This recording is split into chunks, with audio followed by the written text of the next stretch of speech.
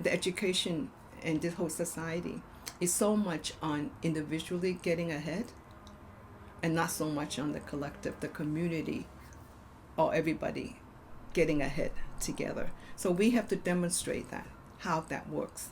So we have some pretty impressive big wins for the community. And when people saw that, they said, oh, I said, so look at who makes decisions. It's all your elected, right? The governor, the mayor, city council, legislature. So who do they listen to? And how do they get there? It's that process of educating too. So in our early days, we really focused in people learning and just learning to voice, right? So we had a lot of demonstrations. We had a lot of meetings in the community. But it wasn't until we really pushed people to register to vote and learn and understand. How do we influence their vote? Because it's going to take them agreeing that they're not going to allow certain development here, or they're not going to put a highway through our community again after they took, almost a third of the community to build the expressway and the Mass Turnpike, including my own house, my family's house. So how do we stop that kind of thing from happening? It's in order for the elected official who make those decisions to listen to us.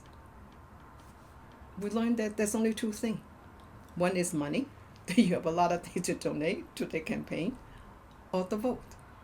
Well, we don't have too much of the first one, the money, but we have the vote. So it's that process of how people understanding. First, you have to become a citizen. Then you register to vote. And then with every single election, you have to come out to vote. It's not just voting for president. That's too far away. But what's more important is your local elections, because those are the folks who make decisions that have such huge impact on our community. So when we started that process is when people really understood in the broad sense that it's not just doing one thing, but all of it.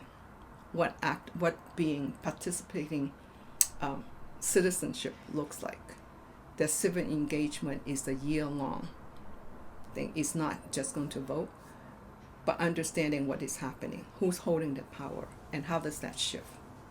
So that kind of work takes a lot of intentionality, take a lot of hours and people power.